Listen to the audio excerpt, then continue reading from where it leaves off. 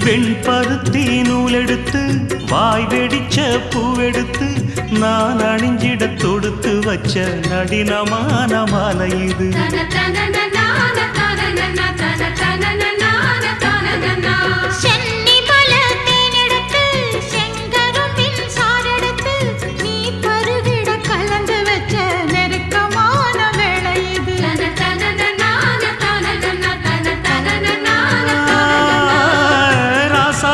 உடம்பிருக்கும் ரவிக்க துணி நானாக அன்னாடம் சூடி கொள்ள ஆசை வச்சாகாதா.